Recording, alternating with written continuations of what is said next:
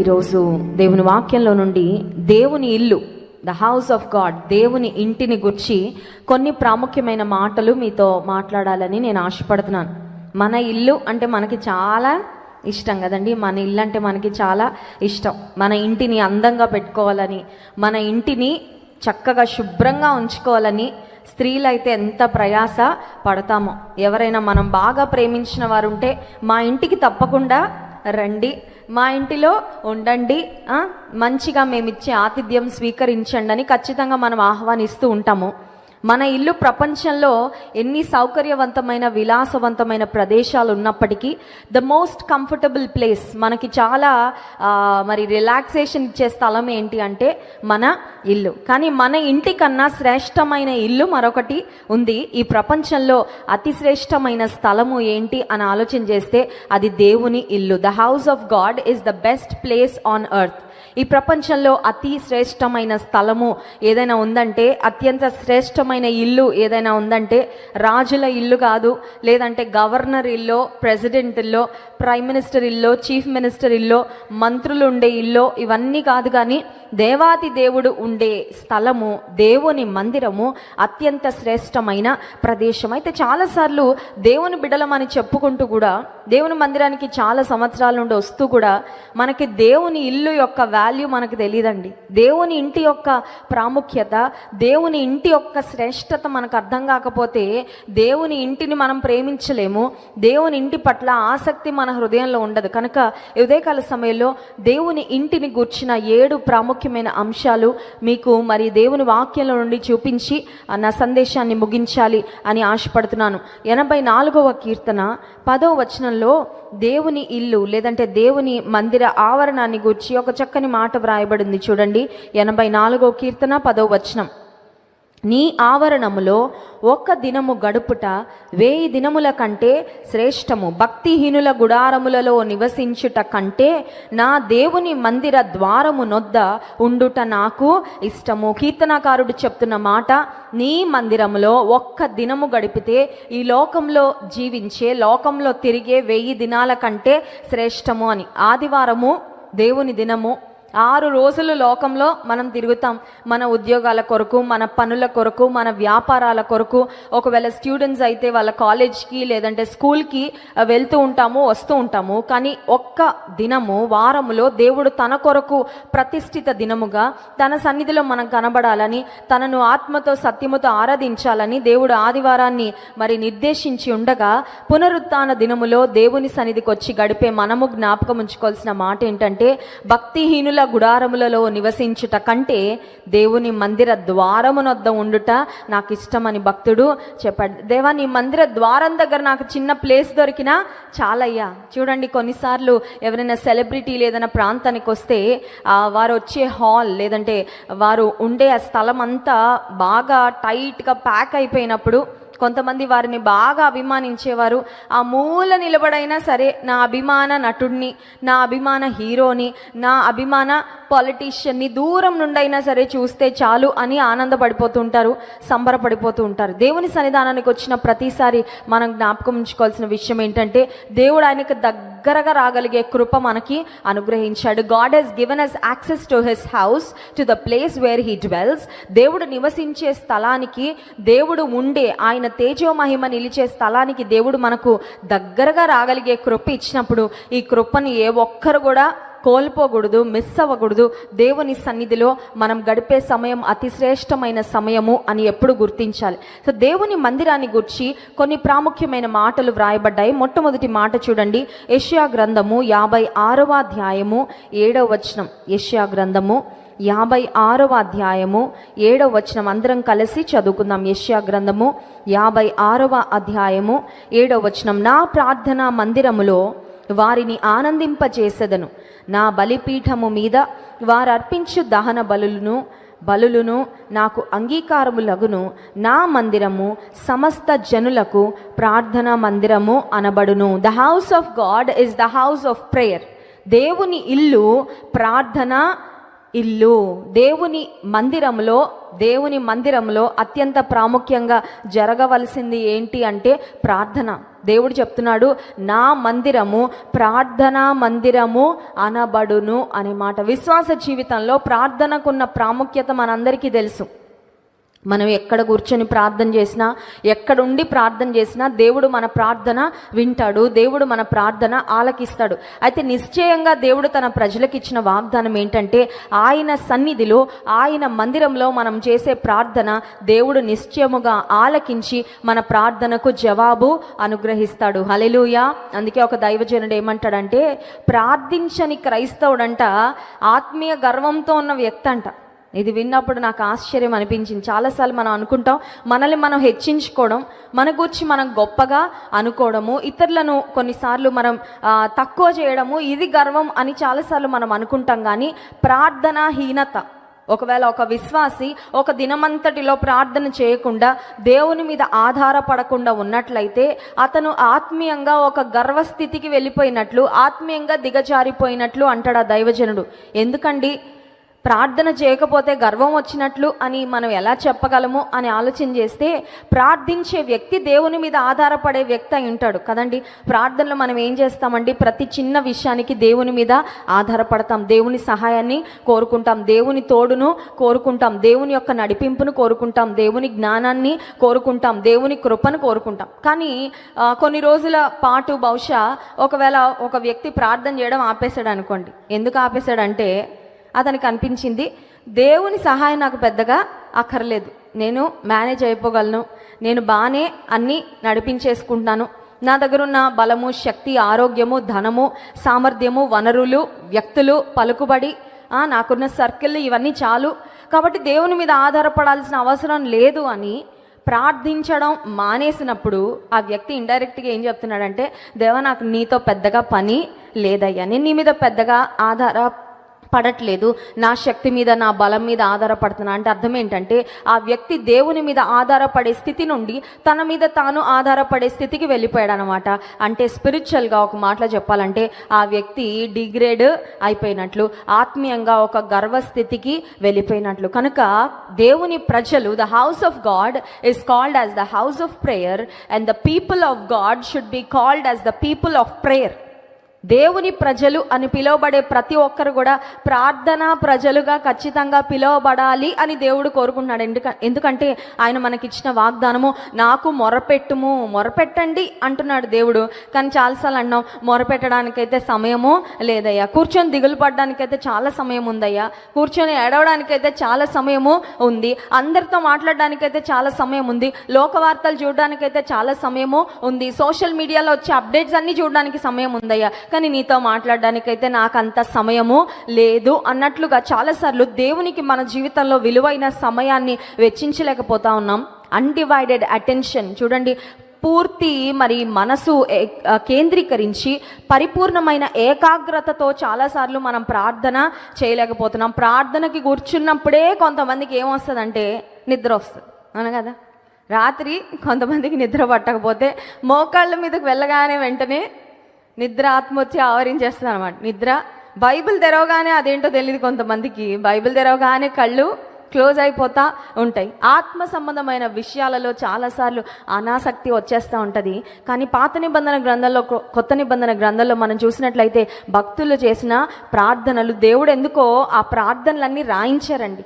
అందరి ప్రార్థనలు వ్రాయబడలేదు, కానీ చాలామంది చేసిన ప్రార్థనలు వర్డ్ టు వర్డ్, ఒక్కొక్క పదము పరిశుద్ధాత్మ దేవుడు ఎందుకు రాయించారంటే వారెంత యథార్థ హృదయంతో ప్రార్థన చేశారో, వారు ఎలా దేవుని మీద ఆధారపడ్డారో, వారు ఎలా దేవుని సన్నిధిలో మొరపెట్టుకున్నారో, దేవుని సన్నిధిలో ఎలా తమ హృదయాన్ని కుమ్మరించుకున్నారో, వారి వినయ విధేయతలను లేదంటే వారి యొక్క సమర్పణను దేవుని సన్నిధిలో ప్రార్థనలో ఎలా చూపించారో ప్రతి మాట పరిశుద్ధాత్మ దేవుడు ఎందుకు రాయించారంటే మనం కూడా ప్రార్థించే ప్రజలుగా ఉండాలి అని దేవాది దేవుడు కోరుకుంటున్నాడు. మత్తయి సువార్త 21వ అధ్యాయము 13వ వచనంలో యేసుక్రీస్తు ప్రభువారు ఈ లోకంలో జీవించిన కాలంలో ఆయన మందిరాన్ని గుర్చి లేదంటే తండ్రి ఇంటిని గుర్చి ఒక మాట సెలవిచ్చారు చూడండి. మత్తయి సువార్త 21వ అధ్యాయం 13వ వచనం.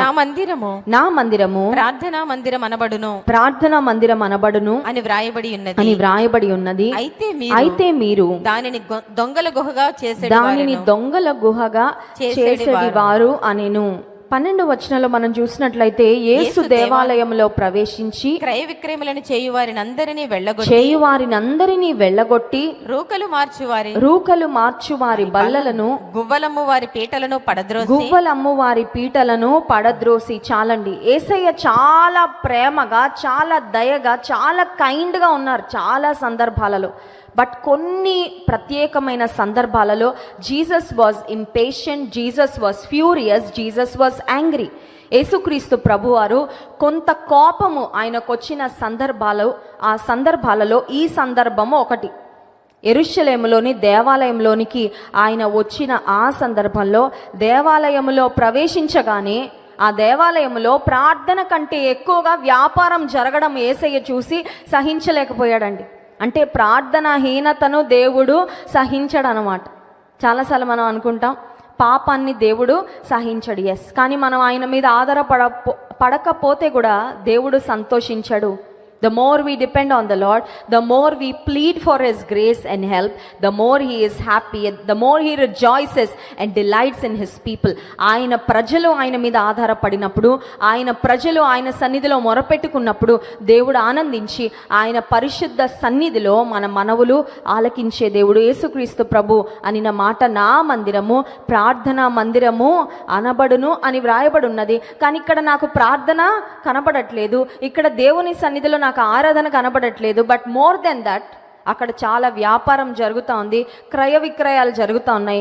I'm very unhappy. యేసుక్రీస్తు ప్రభువు మరి అసహనం చూపించిన ఒక సందర్భంగా మనం గమనిస్తున్నాం. సో దేవుని మందిరం ఏంటంటే ప్రార్థనా మందిరము. నీ హృదయంలో ఉన్న మనవులన్నీ దేవుని సన్నిధానానికి వచ్చి ఇక్కడ చెప్పుకుంటే you have a sure solution in the presence of God. దేవుని సన్నిధికి వచ్చి మొరపెట్టుకున్న ప్రతి ఒక్కరికి నిశ్చయంగా యు ఆర్ హర్డ్, నీ ప్రార్థన వింటున్నాడు అని కాన్ఫిడెంట్గా ఉండొచ్చండి. కొన్నిసార్లు మనకి డౌట్ వస్తూ ఉంటుంది. కొంతమంది భర్తలు ఉంటారు, భార్యలు ఏదైనా మాట్లాడుతూ ఉంటే అంటూ ఉంటారు కానీ ఫోన్ చూసుకుంటూ ఉంటారు, అవును కదండి.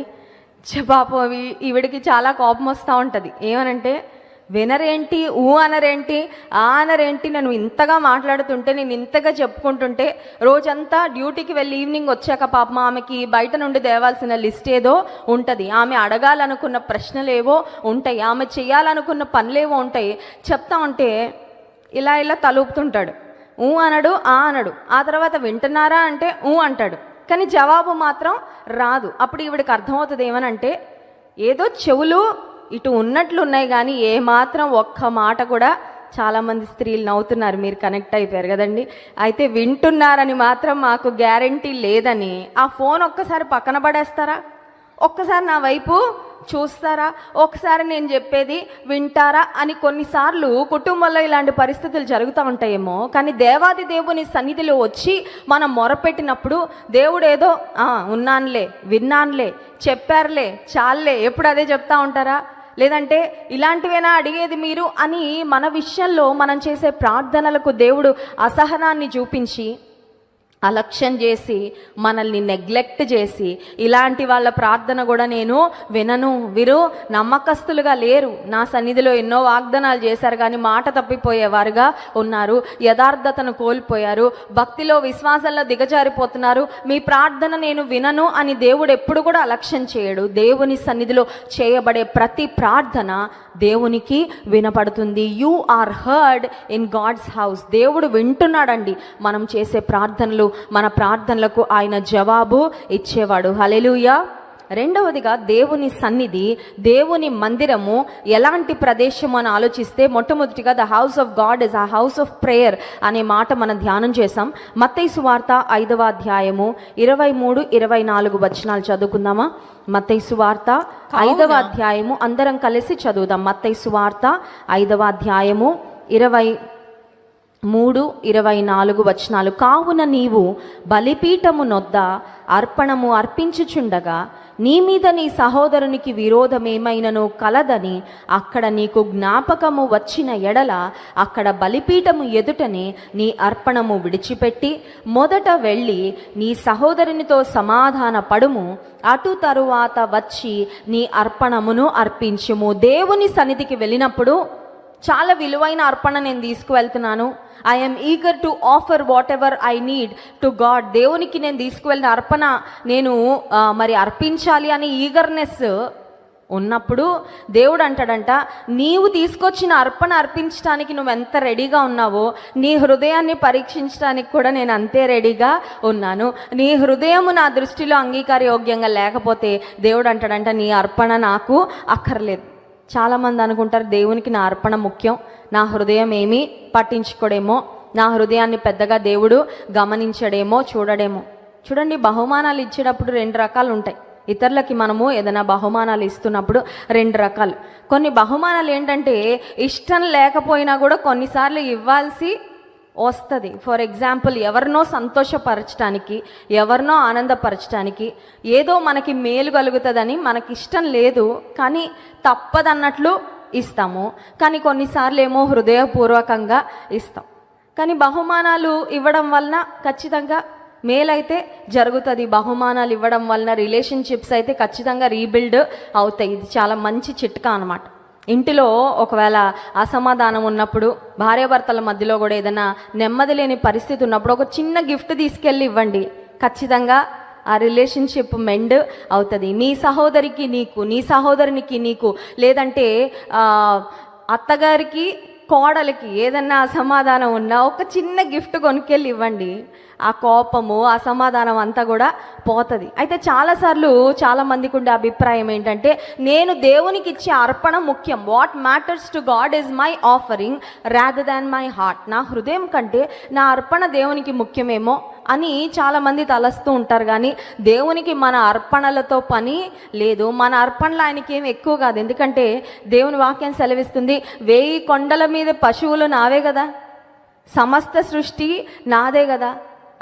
అందుకని బలులు అర్పించుట కంటే ఆజ్ఞను గైకొనుటయు, పొట్టేళ్ల కొవ్వును అర్పించుట కంటే మాట వినుటయు శ్రేష్టము అనే మాట మనం చూస్తాం. సౌలు దేవుని మాటకు అవిధేయత చూపించి దేవుని ఎదుట తిరగబడినప్పుడు దేవుడు సమూయేలు ద్వారా పలికిన మాట ఏంటంటే, సౌలు, నువ్వు అర్పించే అర్పణలు కాదు నాకు చాలా గొప్ప, నువ్వు ఇచ్చే అర్పణలు నీ దృష్టిలో, నా దృష్టిలో నిన్ను గొప్ప వ్యక్తిగా చెయ్యవు, కానీ నీ హృదయము, నీ అంతరంగము, నీలో ఉన్న విధేయత ప్రాముఖ్యంగా నేను చూస్తున్నానని దేవుడు సమూయేలు ద్వారా చాలా స్పష్టంగా సౌలుతో మాట్లాడి, సౌలు చేతిలో ఉన్న ఆ ఇశ్రాయేలు రాజ్యాన్ని, అధికారాన్ని దేవుడు దావీదుకు అప్పగించినట్లుగా మనం వాక్యంలో గమనిస్తాం. కనుక దేవుని మందిరంలో మన అర్పణ కంటే ఎక్కువగా దేవుడు చూసేది ఏంటంటే మన హృదయం. కాబట్టి దేవుని సన్నిధానానికి వచ్చినప్పుడు, అమ్మ ఒక ఆఫరింగ్ తీసుకొచ్చానండి, దేవునికి ఏదో ఇవ్వాలనుకున్నానండి, I'm so ready, I'm so eager, నేను ఇవ్వాలని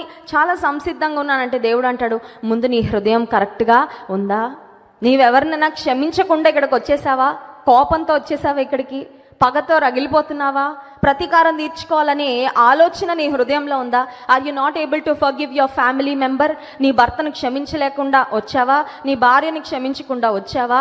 నిన్న రాత్రి ఎవరితోనో గొడవపడి చాలా కోపంతో ఇక్కడికి వచ్చావా? నువ్వు ముందు సమాధానపడి ఆ తర్వాత అర్పించు బలి నా సన్నిధిలో, అప్పుడు నేను అంగీకరిస్తాను. సో గాడ్స్ హౌస్, దేవుని సన్నిధి, మన క్షమించలేని హృదయాన్ని, మన హృదయంలో ఉన్న కోపము, ద్వేషము, అసూయ, పగ, ఇదంతా కూడా తీసివేసే స్థలం అండి. హల్లెలూయా.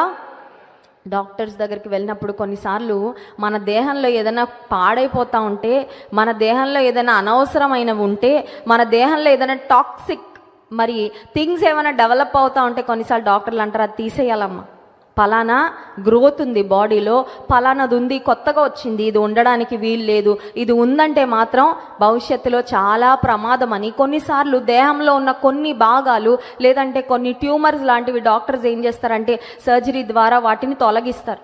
లేదండి వచ్చింది కాబట్టి నాదే, నా దేహంలో పెరిగింది కాబట్టి దీన్ని నేనే పెట్టుకుంటాను, నా దేహం మీద కత్తి పడడానికి వీలు లేదు, నాకు సర్జరీ అంటే భయం, హాస్పిటల్ అంటే మరీ భయం, ట్రీట్మెంట్ అంటే నాకు ఇష్టము ఉండదు, కాబట్టి ఐఎమ్ జస్ట్ కంఫర్టబుల్, నేను ఎలా ఉన్నానో అలా నాకు బాగానే ఉంది అని అన్నామంటే కొన్నిసార్లు ఖచ్చితంగా ప్రమాదం బారిన పడాల్సి వస్తుంది. దేవుని సన్నిధానానికి వచ్చినప్పుడు కూడా దేవుడు పరమ వైద్యుడు అంటే ఆయన ఆత్మ సంబంధంగా కూడా మనకి వైద్యుడే అండి. శారీరకంగా మనలో ఉన్న వ్యాధులు, మనలో ఉన్న బలహీనతలు, అనారోగ్యాలే కాదు దేవుడు బాగు చేసేది. కొన్నిసార్లు స్పిరిచువల్గా మనలో ఉండకూడనివి ఏవి డెవలప్ అవుతున్నాయో వాటిని కూడా దేవుడు తీసేస్తాడు, కట్ చేసి పడేస్తాడు. వాటిని మనం మరి విడిపించుకోకపోతే, ఆ పరిస్థితుల నుండి విడుదల పొందకపోతే ఆత్మీయంగా అభివృద్ధి చెందలేము, దేవునికి దగ్గరగా ఉండలేము. If you carry an unforgiving spirit in your heart you cannot grow. దేవునిలో ఎదగలేమండి. క్షమించలేని హృదయం ఎవరి మీదైనా సరే మనం మోసుకొని తిరుగుతూ ఉంటే అది మనకే ఎక్కువ డ్యామేజ్ కలుగజేస్తుంది. ప్రార్థన సరిగ్గా రాదు, సరిగ్గా స్తుతి చేయలేము, దేవునికి దగ్గరగా మనము చేరుకోలేము. మనలో ఉన్న క్షమించలేని హృదయమే మనల్ని ఆత్మీయంగా పతనానికి, దిగజారే స్థితికి నడిపిస్తుంది. కయీను హేబెల్ని గమనించినట్లయితే కయీను తన సహోదరుడి మీద చాలా ద్వేషం పెట్టుకున్నాడు, ఇతన్ని చంపేయాలన్నంత పగబట్టాడు.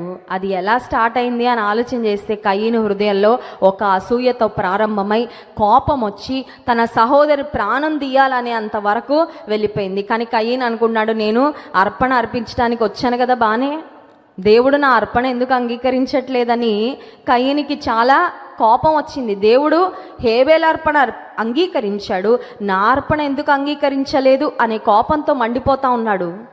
దేవుడు కయీని యొక్క హృదయాన్ని చూసి, నీ హృదయమే బాగాలేదయ్యా, నువ్వు ఇచ్చే అర్పణ నాకు అక్కర్లా.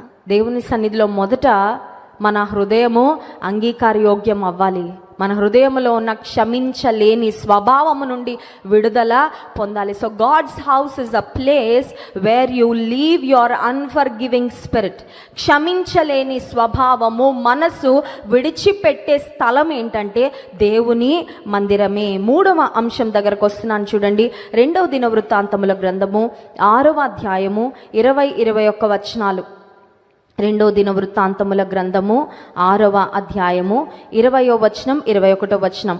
నీ సేవకులు ఈ స్థలము తట్టు తిరిగి చేయు విన్నపములను వినుటకై నా నామమును అచ్చట ఉంచెదనని నీవు సెలవిచ్చిన స్థలముననున్న ఈ మందిరము మీద నీ కనుదృష్టి రాత్రింబగళ్ళు నిలుచునుగాక.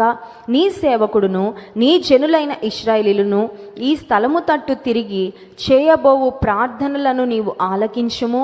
ఆకాశముననున్న నీ నివాస స్థలమందు ఆలకించుము. ఆలకించునప్పుడు క్షమించుము. దేవుని సన్నిధి, this is a place for supplication. విన్నపములు, మనవులు దేవుని సన్నిధిలో చెప్పుకునే స్థలము దేవుని మందిరం. ఎలాంటి ప్రేయర్ రిక్వెస్ట్ అన్నా చెప్పచ్చండి దేవునికి, ఎలాంటిదైనా దేవుని సన్నిధిలో అడగచ్చా అండి. తెలివి లేకపోతే తెలివి కోసం కూడా అడగచ్చా?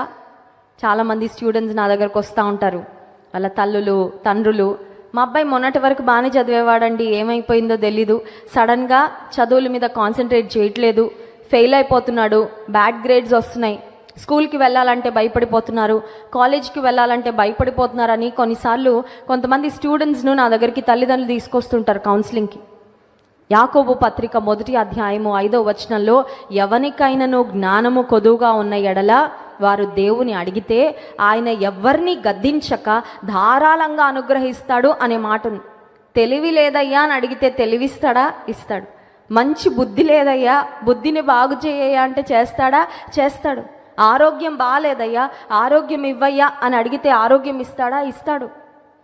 వ్యాపారంలో అభివృద్ధి లేదయ్యా, ఎదుగు బొదుగు లేదు, ఎప్పుడు ఒకటేలాగుంది, దెర్ ఇస్ నో గ్రోత్, ఫైనాన్షియల్గా నేను ఎదగలేకపోతున్నా, దీవించబడలేకపోతున్నాను, అప్పులన్నీ అలాగే ఉండిపోతున్నాయి, రోజు రోజుకి ఇంకా పైలప్ అయిపోతా ఉన్నాయి, నా పరిస్థితులు బాగు చేయదేవా అని అడిగితే దేవుడు సహాయం చేస్తాడా? డెఫినెట్లీ. మానసికంగా కృంగిపోతే దానికి కూడా వెళ్ళొచ్చా దేవుని దగ్గర కంటే? The best psychiatrist, the best psychologist దేవుడండి. హల్లెలూయా. ఎలా అంటే ఒక మాటలో చెప్పాలంటే వన్ స్టాప్ షాప్ అంటారు కదా. ఈ రోజుల్లో షాపింగ్ మాల్స్కి ఎందుకంత మరి క్రేజ్ వచ్చేసిందంటే, ఒక్కసారి మాల్లోకి వెళ్తే చాలు, కొనుక్కోవాల్సినవన్నీ, మనం కోరుకున్నవన్నీ అన్నీ ఒకే దగ్గర దొరికేస్తాయని వెళ్తూ ఉంటారు. ఇప్పుడు యేసుక్రీస్తు ప్రభు దగ్గరకు వచ్చినప్పుడు can he take care of our physical needs? Yes. మన భౌతికపరమైన అవసరతలు దేవుడు తీరుస్తాడా? తీరుస్తాడు. ఆత్మీయమైన అవసరతలు తీరుస్తాడా? ఆత్మీయంగా కూడా నీకేం అవసరమో అది దేవుడు అనుగ్రహిస్తాడు. ఇకపోతే మానసికమైన అవసరతలు చూడండి, మనిషి మనసు రోజు రోజుకి మానసికమైన రోగాలు ప్రపంచంలో ఎక్కువైపోతూ ఉన్నాయి. మానసిక రోగులు ఎక్కువైపోతూ ఉన్నారు. అండ్ మన భారతదేశంలో అయితే మానసికంగా చాలామంది స్ట్రగుల్ అవుతున్నా they consider it as Tabu. అంటే ఎవరికైనా చెప్తే మానసికమైన రోగం అంటే దాని గురించి వేరేలా అనుకుంటారేమో అండి, పిచ్చొచ్చింది అనుకుంటారేమో, లేకపోతే ఇంకేదో అనుకుంటారేమో, నాకు మెంటల్ వచ్చింది అనుకుంటారేమో, చిన్న చూపు చూస్తారేమో అని మానసికంగా చాలా నలిగిపోతూ కూడా వారు వెళ్తున్న స్ట్రగుల్ని చాలామంది ఇతరులకు చెప్పుకోవడానికి సిగ్గుపడతా ఉంటారు. కానీ వేరే దేశాల్లో అలా ఉండదు. చాలామంది సైకాలజిస్ట్ని సంప్రదించి వారి యొక్క సహాయాన్ని తీసుకుంటారు, కౌన్సిలింగ్ తీసుకుంటారు, అవసరమైతే మెడికేషన్ తీసుకొని బయటపడతా ఉంటారు వేరే దేశాల్లో. మన భారతదేశంలో అదేంటో కానీ మానసికంగా ఎంత మరి కృంగిపోయి జీవితం అంతా నాశనం అయిపోతున్నా కూడా ఒక డాక్టర్ దగ్గరికి వెళ్ళడానికి కానీ ఎవరికైనా చెప్పుకోవడానికి కూడా ఇష్టపడ లోపల అది పరిస్థితి ముదిరిపోతూ ఉంటుంది. ఇప్పుడు మానసికమైన సమస్యలు ఉన్నప్పుడు ఎవరికైనా చెప్పుకుంటే నాకు వస్తున్న ఆలోచనలు, నా మానసికమైన సంఘర్షణ, నేను ఎంత కృంగిపోతున్నానో ఎవరికైనా చెప్పుకుంటే ఒకవేళ వారు చిన్న చూపు చూస్తారేమో అనే భయం ఉన్నా దేవాతి దేవుని సన్నిధానానికి వస్తే, దేవుని మందిరంలో మొరపెట్టుకుంటే ఎలాంటి విన్నపమైనా దేవుడు ఆలకించి దేవుని సన్నిధిలో జవాబు అనుగ్రహించేవాడు. Hallelujah. God responds to every supplication you make. నీవు దేవుని సన్నిధిలో, ఇక్కడ సొలొమోను రాజు దేవుని మహిమ కొరకు ఒక చక్కని మందిరాన్ని కట్టించి ఒక అద్భుతమైన ప్రార్థన చేస్తున్నాడండి. ఆ ప్రార్థన మనం ఇక్కడ చదువుతున్నాం. ఆ సొలొమోను రాజు చేస్తున్న ప్రార్థనలో ఆయన అంటున్నాడు, దేవా, నీ పరిశుద్ధ ఆలయమందు నీవు చేయబోవు ప్రార్థనలు నీవు ఆలకించుము. ఆకాశముననున్న నీ నివాస స్థలమందు ఆలకించునప్పుడు క్షమించుము. Lord listen to the supplications of your people. కనుక దేవుని సన్నిధి నీకు ఎలాంటి అవసరత ఉన్నా, ఎలాంటి ఇబ్బంది ఉన్నా, ఎలాంటి సమస్య ఉన్నా చెప్పుకోవచ్చండి, ధైర్యంగా చెప్పుకోవచ్చు. అందుకే దేవుని వాక్యం సెలవిస్తుంది, మనము సమయోచితమైన సహాయము కొరకు కృప పొందునట్లుగా ధైర్యముతో ఆయన కృపాసనమునొద్దకు వెళ్ళాలి. You can confidently and boldly pray. నేను ఇలా ప్రార్థన చేస్తే దేవుడు కోప్పడతాడేమో అండి, దేవుడు ఏమనుకుంటాడో, ఇలా అడగొచ్చో లేదో అని నువ్వేమి భయపడిపోవాల్సిన అవసరము లేదు. ఒక పసిబిడ్డ లేదంటే ఒక చిన్న పిల్లవాడు తల్లి దగ్గరకు తండ్రి దగ్గరకు వెళ్ళి వారికి ఏం కావాలో ఎలా తల్లిదండ్రులతో చెప్పుకుంటాడో, దేవుని సన్నిధిలో వెళ్ళి ఏమైనా నీవు చెప్పుకోవచ్చు, ఏమైనా నీవు దేవుని సన్నిధిలో మొరపెట్టుకోవచ్చు. God's house is a place of supplication. 4వ అంశం చూడండి, 2వ దినవృత్తాంతముల గ్రంథము 6వ అధ్యాయంలోనే 24-25 వచనాలు. నీ జనులైన ఇశ్రాయేలీలు నీ దృష్టి ఎదుట పాపము చేసిన వారై తమ శత్రువుల బలమునకు నిలవలేక పడిపోయినప్పుడు వారు నీ యొద్దకు తిరిగి వచ్చి నీ నామమును ఒప్పుకొని ఈ మందిరమునందు నీ సన్నిధిని ప్రార్థించి విన్నపము చేసిన ఎడల ఆకాశమందు నీవు విని నీ జనులైన ఇశ్రాయేలీలు చేసిన పాపమును క్షమించి వారికిని వారి పితరులకును నీవిచ్చిన దేశమునకు వారిని మరలా రప్పించెదవు గాక. ఆఫ్టర్ డిఫీట్, జీవితంలో ఓడిపోయిన తర్వాత ఎవ్వరికి ముఖం చూపించాలనిపించదు. స్టూడెంట్స్ చాలామంది పరీక్షలకు వెళ్ళేటప్పుడు ఇంకా పరీక్ష కూడా రాయరు, వచ్చేయమంటారు తెలుసా, అక్క ఫెయిల్ అయిపోతాను అనిపిస్తుంది, అక్క ఫెయిల్ అయిపోతే నా ముఖం ఎవరికి చూపించను, మా అమ్మ నాన్నకి నా ముఖం ఎలా చూపించాలి, లేదంటే మా ఫ్రెండ్స్కు నా ముఖం ఎలా చూపించాలి. చాలామంది ఇంకా రిజల్ట్ కూడా రాకముందే ఫెయిల్ అవుతారేమో అనే భయంతో ఆత్మహత్యలు చేసుకున్న స్టూడెంట్స్ ఉన్నారండి. జీవితంలో ఓడిపోయినప్పుడు ఆ ఓటమి భారాన్ని భరించలేక ఈ లోకాన్ని విడిచిపెట్టి వెళ్ళిపోయిన వారు ఉన్నారు. ఓటమి భారం చాలా భయంకరమైనది. బట్ ఆఫ్టర్ డిఫీట్, జీవితంలో ఓడిపోయినప్పుడు అది ఒక ఎగ్జామ్లో అవ్వచ్చు, ఒక ఇంటర్వ్యూలో అవ్వచ్చు, నీవు చేసే ఏదైనా ప్రయత్నంలో అవ్వచ్చు, ఆత్మీయ జీవితంలో బహుశా నీవు ఓడిపోయి ఉండొచ్చు. వెర్ ఇస్ అ ప్లేస్, నేను వెళ్ళగలిగిన స్థలము ఏదైనా ఉందా, నేను అంగీకరించబడే స్థలం ఏదైనా ఉందా? ఓడిపోయిన వారు లేదంటే ఫెయిల్ అయిపోయిన వారిని ఎగ్జామ్లో తల్లిదండ్రులు కొన్నిసార్లు బాధతో కోపంతో అంటారు, ఎందుకురా నీ బ్రతుకు వేస్ట్, ఎగ్జామ్లో ఫెయిల్ అయిపోయావు, కనీసం చదవలేకపోయావా, ఇంత ఫీజులు కడుతున్నామని కొన్నిసార్లు ఒకవేళ తల్లిదండ్రులు నిందించేటట్లుగా బాధతో మాట్లాడతారేమో. కానీ ఓటమి భారంతో ఉన్న ఏ వ్యక్తి అయినా వెళ్ళగలిగిన స్థలం ఏంటంటే ధైర్యంగా దేవుని సన్నిధానానికి. హల్లెలూయా. ఎందుకంటే ఓటమితో నీవు పడిపోయినప్పుడు దేవుని సన్నిధికి వచ్చిన తర్వాత దేవుడు తిరిగి నిలబెడతాడు. God will lift you up, God will raise you up. మళ్ళీ నిన్ను నిలబెడతాడు. ఏం పర్వాలేదు, ఓడిపోయావు కానీ ముందుకు నడిపిస్తా, మళ్ళీ నీకు ఖచ్చితంగా జయము ఇస్తాను. This is a place where you are lifted up, where you can rise up after defeat.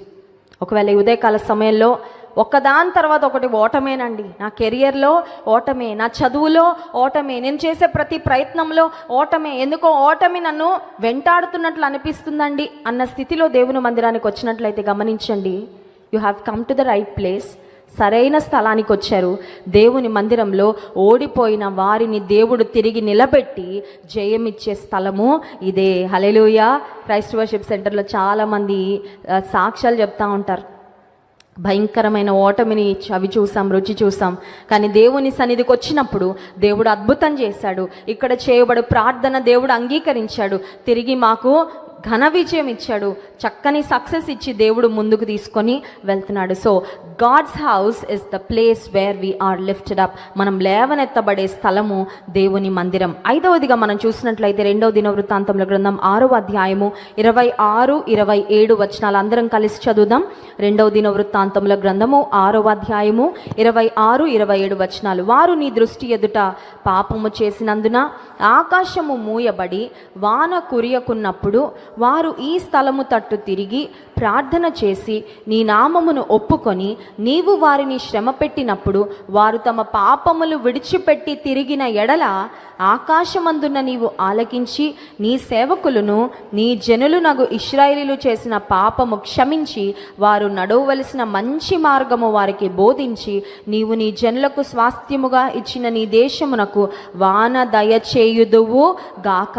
God's house is not only called as a house of prayer, is not only a place where we leave our unforgiving spirit, it is not only a place where we are lifted up, it is not only a place of supplication, but this is a place of confession.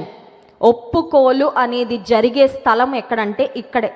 ఎవ్వరి దగ్గర ఒప్పుకోనివి కూడా దేవుని సన్నిధానానికి వచ్చినప్పుడు నీవు నేను ఖచ్చితంగా ఒప్పుకోవాలి, చెప్పుకోవాలి, ఖచ్చితంగా ఒప్పుకోవాలి, ఖచ్చితంగా చెప్పుకోవాలి. కొంతమంది అంటారు, ఎంతైనా చేస్తానండి, I know how to cover up, నాకు ఎలా కప్పుకోవాలో తెలుసు, ఐఎమ్ టూ స్మార్ట్, కప్పుకోవడంలో నేను చాలా ఎక్స్పర్ట్ని, చేసినవి చెప్పకుండా ఎలా మేనేజ్ అయిపోవాలో నాకు బాగా తెలుసు. కానీ ఇక్కడ సొలొమోన్ రాజు అంటున్నాడు, దేవా నీ సన్నిధిలో పాపాలు చేసినప్పుడు, వారి జీవితంలో ఆశీర్వాదాలు ఆగిపోయినప్పుడు, నీ సన్నిధిలో నీ ప్రజలు తమ పాపమును ఒప్పుకున్నప్పుడు నీవు క్షమించి నీ వాగ్దానాలు మళ్ళీ వారి పట్ల నెరవేర్చయ్యా, ఆగిపోయిన ఆశీర్వాదాలను తిరిగి వారి జీవితంలో విడుదల చెయ్యయ్యా.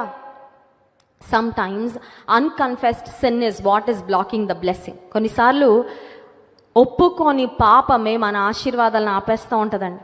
మనం అనుకుంటే ఎవరో ఆపేస్తున్నారు బ్లెస్సింగ్స్ అని, ఎవరో సాతానుడు ఆపేస్తున్నాడండి. కొంతమంది అన్నిటికీ సాతాను మీద పడుతూ ఉంటారు. వాడు ఒకడు ఉన్నాడు కదా పక్కన, మీ విరోధి అయినా అపవాది. అందుకని తాము చేసిన వాటికి కూడా సాతానుగడండి, సాతానుగడండి, సాతానుగడు శోధిస్తున్నాడు కరెక్టే, కానీ శోధనలు నువ్వే కదా పడింది. సాతానుగాడు తప్పుడు ఆలోచన ఇచ్చాడు కరెక్టే, కానీ దాన్ని ఇంప్లిమెంట్ చేసింది నువ్వే కదా. సాతానుగాడు తప్పుడు ప్రేరేపణ ఇచ్చాడు, కానీ వాడు చెప్పినట్టు వాడి డైరెక్షన్లో వెళ్ళింది నీవే కదా.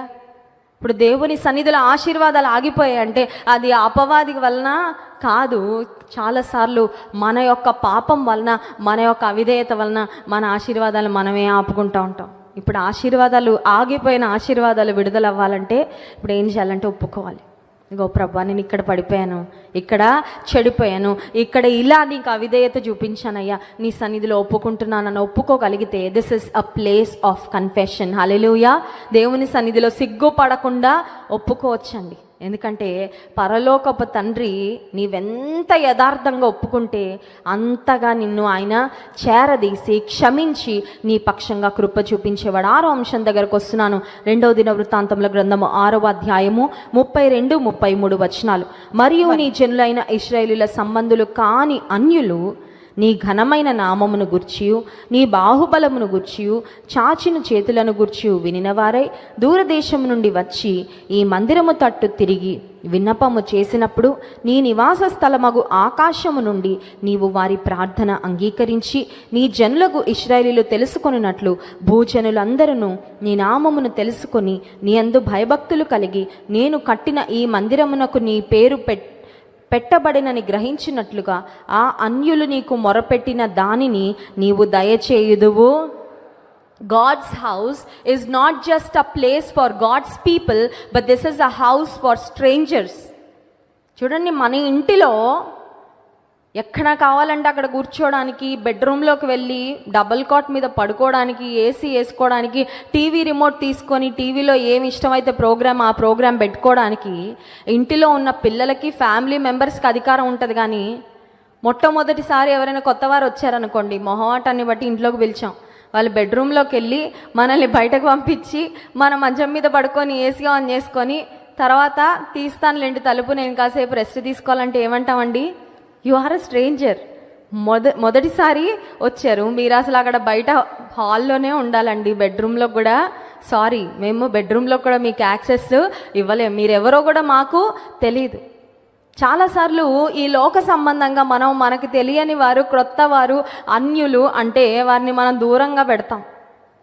కానీ దేవునికి ఉన్న గొప్పతనం ఏంటంటే ఆయనను ఎరుగని వారు కూడా ఆయన సన్నిధికి వచ్చి మొరపెడితే వారిని కూడా ఆయన హక్కున చేర్చుకునే దేవుడు. హల్లెలూయా. ఒకప్పుడు మనందరం కూడా అన్యులమే, కానీ దేవుడు అన్యులను ఏం చేశాడంటే మనల్ని ధన్యులుగా చేశాడు. దూరస్తులను దేవుడు సమీపస్తులుగా చేశాడు. సొలొమోను అంటున్నాడు, నీవు తెలియని వారు కానీ నీ గూర్చి విని దేవా, నీ గొప్పతనాన్ని గూర్చి విని, నీ మహాత్యాన్ని గూర్చి విని, నీ ప్రభావాన్ని గూర్చి విని నీకు మొరపెడితే నువ్వు ప్రార్థన అంగీకరిస్తావని తెలుసుకొని ఒకవేళ నీ సన్నిధానానికి వచ్చి ప్రార్థన చేస్తే వారి ప్రార్థన కూడా నువ్వు ఆలకించయ్యా, వారి పక్షంగా కూడా నువ్వు మేలు చేయయ్యా.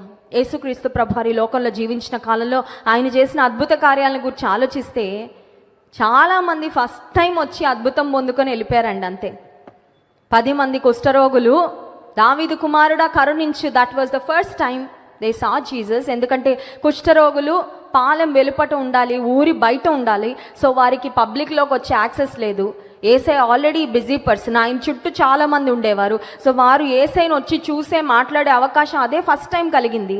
దావీదు కుమారుడా కరుణించు, మమ్మల్ని స్వస్థపరచనగానే దేవుడు ఏసయ్య వారిని స్వస్థపరిచాక ఒక్కతను తిరిగి వచ్చాడు. 9 మంది ఫస్ట్ టైం, లాస్ట్ టైం అదే, అవును కదండి. ఇంకా ఆ తర్వాత మళ్ళీ ఎన్నడూ వారు తిరిగి రాలేదు. మేలైతే పొందుకున్నారు, ఆశీర్వాదం అయితే పొందుకున్నారు, స్వస్థత అయితే పొందుకున్నారు, వెళ్ళిపోయారు. వారు ఎలా ఉంటారో, వారి యాటిట్యూడ్ ఎలా ఉంటుందో యేసయ్యకి ముందే తెలుసు. ఒక్క అతనే తిరిగి వచ్చి కృతజ్ఞత చెప్తాడని. అయినా యేసయ్య స్వస్థపరచకుండా ఉండలేదు. అది మన యేసయ్య యొక్క గొప్పతనం, మంచి మనసు అండి. Hallelujah. That is how good God is.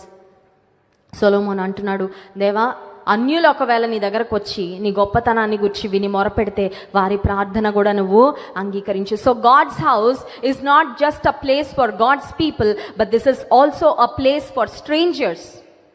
దేవుని ప్రజలు ఎలా యాక్సెప్ట్ చేయబడతారో, ఒక స్ట్రేంజర్, ఒక కొత్త వ్యక్తి, ఇంతకుముందు దేవునికి శత్రువుగా ఉండే వ్యక్తి ఒకవేళ యేసయ్య సన్నిధికి వచ్చినా ఆ వ్యక్తి మొరపెడితే, ఆ వ్యక్తి దేవుని వైపు తిరిగితే, ఆ వ్యక్తి దేవుని సన్నిధిలో తమ హృదయాన్ని కుమ్మరించుకుంటే దేవుడు వారిని కూడా హక్కున చేర్చుకుంటాడు. అంత గొప్ప మనసు దేవుని మనసు. ఎవ్వరూ నశించడం ఆయనకి ఇష్టము లేదు. అందరూ అంతటా మారు మనసు పొందాలని దేవాది దేవుడు కోరుకుంటున్నాడు. So God's house is a place for strangers. ఆఖరు మాట నేను చెప్పి ముగిస్తాను. 2వ దినవృత్తాంతముల గ్రంథము 7వ అధ్యాయము మొదటి 2 వచనాలు అందరం కలిసి చదువుదాం. 2వ దినవృత్తాంతముల గ్రంథము 7వ అధ్యాయము మొదటి 2 వచనాలు. సొలొమోను తాను చేయు ప్రార్థనను ముగించినప్పుడు అగ్ని ఆకాశము నుండి దిగి దహన బలులను ఇతరమైన బలులను దహించెను. యెహోవా తేజస్సు మందిరము నిండెను. యెహోవా తేజస్సుతో మందిరము నిండినందున యాజకులు అందులో ప్రవేశింపలేక యుండిరి. God's house is a place of power. దేవుని సన్నిధి దేవుని శక్తితో నింపబడిన ప్రదేశం. చాలామంది అనుకుంటారు దేవునిలో శక్తి ఏమోనండి. దేవుని సన్నిధిలో దెర్ ఇస్ అబ్సల్యూట్ పవర్. దేవుని సన్నిధిలో గొప్ప శక్తి ఉంది. సొలొమోను ప్రార్థన చేసి ముగించగానే అగ్ని ఆకాశం నుండి దిగిందంటండి. కింద నుండి మంట పెట్టి అక్కడున్న బలిపీఠం మీద ఉన్న ఆ బలి పశువులను వధించడం దట్ ఈస్ నార్మల్. కానీ ఆకాశం నుండి దేవుడు అగ్నిని దింపాడంటే నా సన్నిధి ఇక్కడ ఉంది, నేను ఉన్నా, నేను వింటున్నా, నేను చూస్తున్నా, నా సన్నిధి ఈ మందిరంలో ఉంటుంది అనడానికి రుజువుగా దేవుడు ఆకాశం నుండి ఒక సైన్, ఒక సూచన దేవుడు పంపించి అక్కడ మనుషులందరి ఎదుట, సర్వ సమాజం ఎదుట దేవుడు ప్రూవ్ చేశాడు. ఏమనంటే that he is not an ordinary, మనుషుల్లాంటి వాడు కాదండి దేవుడు. ఆయన గొప్ప దేవుడు, అత్యున్నతుడు, అత్యంత శక్తి కలిగిన వాడు, ప్రభావము కలిగిన వాడు. God's house is a house of power. మీకు తెలుసా, దేవుని మందిరంలో దేవుని శక్తి ఉంది కాబట్టి నీవు దేవుని మందిరంలో ఒక వ్యక్తిగా నీవు మారితే, నీవు రక్షణ పొంది దేవుని సంఘములో చేర్చబడితే ఆ శక్తి, ఆ అధికారము దేవుడు మనకు కూడా అనుగ్రహించాడు. హల్లెలూయా. అందుకే అపోస్తల కార్యగ్రంథం 1వ అధ్యాయంలో మనం చదివినట్లయితే పరిశుద్ధాత్మ మీ మీదికి వచ్చినప్పుడు మీరు శక్తి నొందుతారనుంది. 1వ అధ్యాయము 8వ వచనం. ఆయనను పరిశుద్ధాత్మ మీ మీదికి వచ్చినప్పుడు మీరు శక్తి నొందెదరు గనుక మీరు యెరూషలేములోను యూదయ సమరయ దేశముల యందంతటను భూదిగంతముల వరకు నాకు సాక్షుల యుందురని వారితో చెప్పెను. పరిశుద్ధాత్ముడు మన మీదకొస్తే దేవుని శక్తితో మనము నింపబడతాం. దేవుని సన్నిధిలో శక్తి చూసి వెళ్ళిపోవడం కాదండి.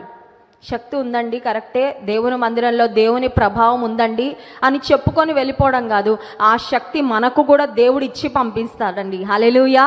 ఆయన యొక్క శక్తి కలిగిన కార్యాలు మన జీవితంలో కూడా మనం ఎక్స్పీరియన్స్ చేయనట్లుగా దేవుడు సహాయము అనుగ్రహిస్తాడు. మత్తయి సువార్త 16వ అధ్యాయము 18వ వచనంలో దేవుడు తన సంఘానికి ఇచ్చిన అధికారము, దేవుడు తన సంఘానికి ఇచ్చిన అథారిటీ ఏంటో మనం చూస్తాం. చూడండి, మత్తయి సువార్త 16వ అధ్యాయము 18వ వచనం. మరియు నీవు పేతురువు ఈ బండ మీద నా సంఘమును కట్టుదును పాతాళలోక ద్వారములు దాని ఎదుట నిలువనేరవని నేను నీతో చెప్పుచున్నాను. దేవుడు పేతురుతో చెప్పిన మాట. అత్యంత చంచలమైన మనస్తత్వం కలిగిన పేతురు, very very unstable, highly emotional. పేతురు తన జీవితంలో చాలా తొందరపాటు నిర్ణయాలు తీసుకునే వ్యక్తి, బాగా చంచలమైన మనస్సు కలిగిన వాడు, మాట ఇచ్చి వెంటనే మాట తప్పిపోయేవాడు, వెంటనే మాటలు మార్చేవాడు. అలాంటి అన్స్టేబుల్ పర్సన్గా ఉన్న పేతురుతో యేసే చెప్తున్నాడు, నీ బ్రతుకును మారుస్తా, నీ స్వభావాన్ని మారుస్తా, నిన్ను ఒక బండలా నేను వాడుకుంటా. పేతురుకు దేవుడు పెట్టిన పేరు ఏంటంటే కేఫా అనే పేరు పెట్టారండి. కేఫా అనే పేరుకు రాయి లేదా రాక్, బండ అనే మాట అర్థాన్ని ఇచ్చే మాట. కేఫా అనే మాట. బండ కదలదు, మెదల్. బండని ఏమైనా చేయండి, అలాగే స్ట్రాంగ్గా సాలిడ్గా ఉంటుంది. దేవుడు పేతురు యొక్క మనసును, చంచలమైన పేతురు మనసును దేవుడు స్థిరపరిచి, పేతురును దేవుడు ఎంత బలంగా తన సంఘ పరిచర్యలో, తన రాజ్య విస్తరణలో వాడుకున్నాడో అపోస్తల కార్య గ్రంథంలో ఎంతో స్పష్టంగా మనం చూడగలము. పేతురుతో యేసే చెప్పిన మాట ఏంటంటే, నా సంఘము ఎదుట పాతాళలోక ద్వారములు నిలువనేరవు. Do you know that you have authority? యేసుక్రీస్తు ప్రభువారి యొక్క రక్తములో కడగబడిన మనకు అధికారము ఉంది. చాలాసార్లు మనకున్న అధికారం మనం మర్చిపోయి అధికారాన్ని వాడం. అధికారం ఉన్నప్పుడు ఆ అధికారాన్ని మనము వినియోగించాలి. దేవుడు మనకు అధికారాన్ని అనుగ్రహించాడు. శత్రువు బలమంతటి మీద మీకు అధికారము ఇచ్చి ఉన్నాను. అపవాది ఒకవేళ వచ్చి మిమ్మల్ని శోధిస్తూ ఉంటే, సాతానా వెళ్ళు, యేసు నామంలో నన్ను విడిచిపెట్టి వెళ్ళు, ఇటువంటి ఆలోచనలు నాకు కలుగ చేయకు, ఇటువంటి మాటలు నా చెవులో మాట్లాడకు. మా దగ్గరికి చాలామంది వచ్చి చెప్తా ఉంటారండి, కొన్ని బలహీనమైన ఆలోచనలు, మాటలు మా చెవు దగ్గరే వినబడుతున్నాయండి, కానీ పక్కన ఎవరు ఉండట్లేదండి, ఎవరు ఉండట్లా. అపవాది చేరాడు నీ చెవు దగ్గర చేరి నీ నీకు భయంకరమైన ప్రేరేపణలు కలుగజేస్తూ ఉన్నాడు. All you have to do is just use the authority that Jesus has given you. అలాంటి సమయంలో చేయాల్సింది ఏంటంటే యేసే నీకు ఇచ్చిన అధికారాన్ని వాడి యేసు నామములో వెళ్ళని ఆజ్ఞాపించు, అపవాది నిన్ను విడిచిపెట్టి వెళ్ళిపోతాడు. యాకోబు పత్రికలో దేవుని వాక్యం సెలవిస్తుంది, దేవునికి లోబడి ఉండుడి, అపవాదిని ఎదిరించుడి, అప్పుడు వాడు మీ యొద్ద నుండి పారిపోవును. కొన్ని కుక్కలు మొరుగుతూ ఉంటాయండి, వదిలేస్తే కొన్నిసార్లు ఇబ్బంది పెడతాయేమో, వాటిని గట్టిగా గద్దిస్తే అవి ఏం చేస్తాయంటే వాటి దారి అవి చూసుకొని, కానీ కొంతమంది ఉంటారు అవి అరుస్తూ ఉంటే ఇంకా భయపడిపోతూ ఉంటారు. భయపడిపోతూ ఉంటే ఇంకా మీదకి వచ్చేస్తా. దేవుడు మనకు అధికారాన్ని ఇచ్చాడు. God has given the church the authority. దేవుడు తన సంఘానికి తన రక్తం చేత కొనబడిన వారికి అధికారాన్ని ఇచ్చాడు. ఆ అధికారాన్ని మనము వినియోగించుకోవాలి. గాడ్స్ హౌస్ చాలా అంశాలు, 7 అంశాలు మనం చూసాం. దేవుని సన్నిధి యొక్క ప్రాముఖ్యత. ఒక్క ఆఖరు మాట నేను చెప్పి ముగిస్తాను. 2వ దినవృత్తాంతముల గ్రంథము 7వ అధ్యాయము 3వ వచనంలో ప్రార్థన చేయడం ముగించినప్పుడు ఆకాశం నుండి అగ్ని వచ్చింది అనే మాట మనం చూసాం.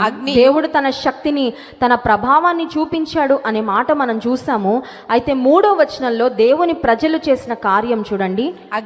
అగ్నియు యెహోవా తేజస్సును మందిరము మీదికి దిగగా చూచి ఇశ్రాయేలీయులందరూ సాష్టాంగ నమస్కారము చేసి యెహోవా దయాళుడు, ఆయన కృప నిరంతరం ఉండునని చెప్పి ఆయనను ఆరాధించి స్తుతించిరి. చాలండి. దేవుడు తన శక్తిని కనుపరిస్తే దేవుని ప్రజలందరూ ఏం చేస్తున్నారంటే దేవుని స్తుతిస్తున్నారు. So God's house is a place of worship. దేవుని గుర్చిన స్తుతి, ఆరాధన ఒక ధూపము వలె దేవుని సన్నిధిలోకి వెళ్ళాలి ఇక్కడ నుండి. అందుకే ప్రతి ఆదివారం ప్రైజ్ అండ్ వర్షిప్లో వారు ఒక మాట చెప్తా ఉంటాను, ఏమనంటే అందరం ఒక దావీదులాగా అయిపోవాలని. దావీదు అద్భుతమైన ఆరాధికుడు. దేవుని హృదయానికి ఎందుకు దగ్గరైపోయాడంటే దేవునికి ఇష్టమైన ఆరాధనను దావీదు తనకిష్టమైన పనిగా చేసుకున్నాడు. మనకిష్టమైన పనులు చాలా ఉంటాయి. మనకిష్టమైన పనిని పదే చేస్తూ ఉంటాం, చాలా ఇంట్రెస్ట్తో చేస్తూ ఉంటాం, చాలా ఆసక్తిగా, చాలా ఉత్సాహంగా చేస్తూ ఉంటాం. దేవునికి ఇష్టమైనది ఏంటంటే ఆరాధన. దావీదు తన జీవితంలో అద్భుతమైన ఆరాధికుడుగా మారి చిన్న సమయం దొరికిన ప్రతి చిన్న సందర్భంలో దేవుని ఆరాధించే వ్యక్తిగా ఉన్నాడు. ఆరాధికుడుగా మారాడు. దేవుని హృదయానుసారుడని గొప్ప పేరు తెచ్చుకున్నాడు. యేసుక్రీస్తు ప్రభువు దావీదు కుమారుడుగా పిలువబడ్డానికి ఆయన ఇష్టపడ్డాడు. హల్లెలూయా. కనుక దేవుని మందిరం ఏంటంటే this is a place where we give thanks, where we give praise and worship to God. హెబ్రీ పత్రిక 13వ అధ్యాయము 15వ వచనంలో దేవుని సన్నిధిలో చేయబడే స్తుతి ఆరాధనను గురించి ఒక మాట వ్రాయబడింది. హెబ్రీ పత్రిక 13వ అధ్యాయము 15వ వచనం. కాబట్టి ఆయన ద్వారా మనము దేవునికి ఎల్లప్పుడు స్తుతియాగము చేయుదము అనగా ఆయన నామమును ఒప్పుకొనుచు జిహ్వా ఫలము అర్పించుదుము. చాలండి, జిహ్వా ఫలము అర్పించుము. దేవుని సన్నిధిలో ఎల్లప్పుడూ స్తుతియాగము చేయాలంట. అంటే దేవుని సన్నిధిలో నిరంతరాయంగా చేయబడవలసిన పని ఏంటంటే స్తుతి యాగము ఆయనకు చెల్లిస్తూనే ఉండాలి. స్తుతి ధూపము దేవునికి వెళ్తూనే ఉండాలి, దేవుని సన్నిధానానికి, ఆయన మందిరము నుండి. కనుక ప్రతి ఆదివారం దేవుని సన్నిధానానికి వచ్చినప్పుడు లెట్ us రిమెంబర్, ఈ దేవుని సన్నిధి అత్యంత అమూల్యమైన ప్రదేశం. ఈ దేవుని సన్నిధిలో నిలిచే భాగ్యం దేవుడు మనకిచ్చాడండి. This is not a blessing that can be taken for granted. ఇదేదో అలవాటుగా వచ్చేస్తున్నామండి, ఇదేం పెద్ద గొప్ప విషయం కాదండి అని అనుకోవద్దండి. దేవుని సన్నిధిలో జీవము కలిగిన దేవుని దర్శించుకోవడానికి ఆయన ఆలయంలో సమాజముగా కూడి ఆయన ఆరాధించే ఈ అవకాశం చాలా మందికి లేదు, కానీ దేవుడు మనకి ఇచ్చాడు. ఇజ్రాయెల్లో జరుగుతున్న యుద్ధ వార్తలన్నీ వింటున్నప్పుడు ప్రశాంతంగా ఉన్న నేల మీద ఒక్కసారిగా భయంకరమైన అలజడి. కొన్ని నెలల క్రితమే జాన్ వెస్లీ గారు నేను అక్కడ యానివర్సరీ మీటింగ్కి వెళ్ళేసి వచ్చాం. నాకు అనిపించింది, టెల్లవీవ్లో ఉన్నామండి, టెల్లవీవ్లో తిరిగాం, మేము యెరూషలేముకు వెళ్ళాము, ఆ ప్రాంతాలన్నీ తిరిగాము. నాకు అనిపించింది మేము అక్కడ ఉన్నప్పుడే గనక ఇది ప్రారంభమైంటే పరిస్థితి ఎలా ఉండేదో. దేవుని ప్రజలు నెమ్మదిగా సమాధానంగా ఉండగా ఒక్కసారిగా పరిస్థితులన్నీ మారిపోయాయి. వారు ఇప్పుడు వెళ్ళి దేవుని ఆరాధించుకోవడానికి అవకాశాలు లేవు. ఎక్కడ పడితే అక్కడ ఆర్మీ, ఎక్కడ పడితే అక్కడ రూల్స్ రెగ్యులేషన్స్, ప్రతి ఒక్కరు బాంబర్స్లో మరి వారు బంకర్స్లో దాక్కొని తమ ప్రాణాన్ని అరచేతిలో పెట్టుకొని దేవుని వైపు చూస్తూ ఉన్నారు. అంత భయంకరమైన పరిస్థితులు మరి ఇజ్రాయెల్ దేశంలో ఉన్నాయి. ఈరోజు ఇంత స్వేచ్ఛగా, ఎలాంటి భయం లేకుండా, ఎంతో ఆనందంగా, సంతోషంగా దేవుని సన్నిధానానికి వచ్చి ఆయన ఆరాధించగలుగుతున్నామంటే ఇది ధన్యత కాదా? చాలామంది నడిచి వద్దాం అనుకున్నారు కానీ వాళ్ళ కాళ్ళు సహకరించక రాలేకపోయారు. చాలామంది వచ్చి వాళ్ళ జ్ఞానం అంతటితో, వారి తలాంతులంతటితో ఆరాధించాలనుకుంటున్నారు కానీ వారికి ఉన్న అనారోగ్యాలను బట్టి, వారు ఎదుర్కొన్న పరిస్థితులు బట్టి చాలామంది ఇళ్ల దగ్గరే ఉండిపోయారు. కానీ నిన్ను నన్ను దేవుడు సజీవుల లెక్కలో ఉంచి ఆయనను స్తుతించి ఆరాధించడానికి దేవుడు తోడుకొని వచ్చాడు. కనుక దేవుని మందిరం అంటే don't think that this is a boring place, don't think that this is a dead place. ఏముంటుందండి పెద్దగా మందిరంలో అని అనుకోవద్దు. This is a life giving place. This is a place where you receive life. జీవమును పొందుకునే స్థలము ఇది. దేవుని సన్నిధి మనం క్షేమము పొందుకునే స్థలము. This is a powerful place. ఇందాక మనం చదివాము, సొలొమోను దేవుని సన్నిధిలో ప్రార్థన చేయడం ముగించగానే ఆకాశం నుండి అగ్ని దిగి వచ్చి ఆ బలిపీఠం మీదున్న వాటన్నిటిని దహించినప్పుడు ప్రజలందరూ తెలుసుకున్నారు ఏమనంటే, అమ్మో దేవుని సన్నిధి ఇక్కడ ఉంది, దేవుని మందిరంలో దేవుని సన్నిధి ఉంది. This is no ordinary place. ఇది సామాన్యమైన స్థలము, ప్రదేశము కాదు. ఈ ఉదయకాల సమయంలో కూడా దేవుడు ఒక powerful life giving, life changing ప్లేస్లోకి మనల్ని తీసుకొని వచ్చాడు. ఇక్కడ దేవుని సన్నిధి, పరిశుద్ధాత్మ దేవుని యొక్క సంచారము ఉంది. కనుక దేవుని మరొకసారి స్తుతిద్దాం. ప్రభా, నీ మందిరంలోకి నన్ను తోడుకొచ్చినందుకు వందనాలయ్యా. నీ మందిరంలో ఆరాధించే కృప నాకు ఇచ్చినందుకు వందనాలయ్యా. నీ సన్నిధిలో నేను మొరపెట్టుకుంటా, నీ సన్నిధిలో నా హృదయాన్ని తెరుస్తా, నీ సన్నిధిలో నేను ఒప్పుకుంటా, నీ సన్నిధిలో నేను చెప్పుకుంటాను, నీ సన్నిధిలో నేను నా తప్పిదాలను, పాపాలను, దోషాలను విడిచిపెడతా.